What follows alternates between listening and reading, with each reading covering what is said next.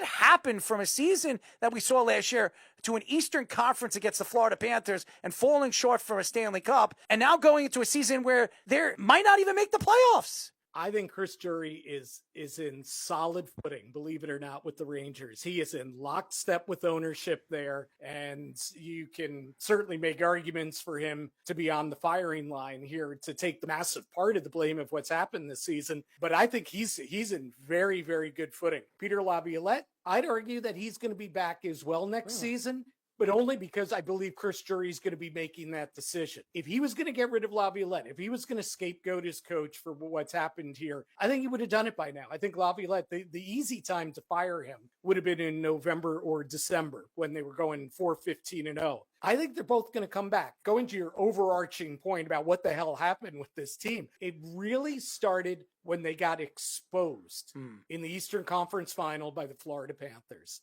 This great razzle-dazzle, our power play will save us from everything. Igor Shesterkin will save us from our defensive miscues, pick our moments where we just wake up and boom, we can score goals rapid fire. They did a lot of that last year en route to winning the President's Trophy. I will say that they did defend better last year than they did this year. When they got into the playoffs last year, the deeper they went, the longer Carolina took them in the second round, the more the warts became exposed. Then in the Eastern Conference Final, that was man's hockey right there. That was big boy hockey. And it was all about the Florida Panthers. And Igor Shesterkin almost single-handedly kept the Rangers in that series. 2 wins away from going to the Stanley Cup Final. They got exposed there. Then in the offseason, Chris Drury, he knew that they got exposed. And he wanted to make moves in the offseason, but they were so up against the salary cap. Jacob Trouba blocked the trade to Detroit. That would have freed up $8 million a lot earlier that they could have done something with in the offseason. So then